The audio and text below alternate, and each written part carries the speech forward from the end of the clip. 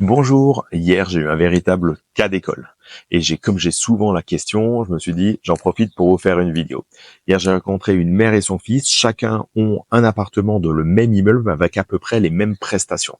Et du coup la mère n'a pas de locataire, le fils quant à lui a un locataire dans cet appartement. Et forcément vous la voyez venir, la question c'était Stéphane, est-ce que je dois vendre avec ou sans locataire dans mon appartement?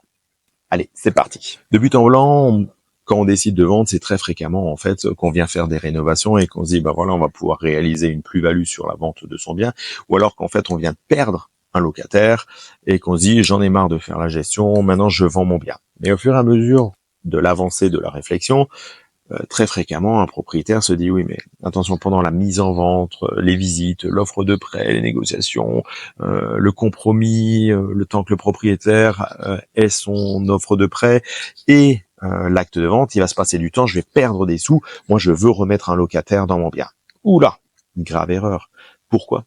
Tout simplement parce qu'à partir du moment où vous remettez un locataire dans votre appartement, vous allez perdre une grande partie des acquéreurs potentiels. Et oui, tous les propriétaires qui voudraient être habitants ne vont plus être intéressés par votre bien. Vous savez qu'il existe une loi qui dit que lorsque vous achetez un bien avec un locataire, vous n'avez pas le droit de le sortir avant 3 ans. Et pour peu qu'en fait vous tombiez mal dans le renouvellement actuel du bail, que celui-ci se finissait juste quelques semaines ou quelques mois avant l'acte de vente, on passe de 3 ans quasiment à 6 ans. Donc vous n'allez intéresser que des investisseurs. Et les investisseurs, quelle est la différence entre un investisseur et un propriétaire habitant? L'investisseur ne fonctionne pas au coup de cœur, il fonctionne au calcul. Et ce calcul est très simple. Il va prendre votre loyer hors charge multiplié par 12 pour avoir le loyer hors charge annuel, qui va diviser par le prix d'acquisition, ce qui veut dire le prix de vente du bien plus les frais de notaire et éventuellement les travaux s'il prévoit de faire des travaux. Et ce calcul-là va donner un chiffre, va donner un pourcentage, quand on le multiplie par 100, qui doit représenter quelque chose d'intéressant pour lui. Et du coup, là, pour mon cas concret, j'ai ma feuille avec mes chiffres. On pouvait vendre le bien 110 000 euros s'il n'y avait pas de locataire dedans. Mais par contre, avec un locataire, on pouvait le vendre entre 95 000 et 98 000. Ça fait quand même perdre entre 11 et 15% du prix de vente. Alors, vous vendriez avec ou sans locataire?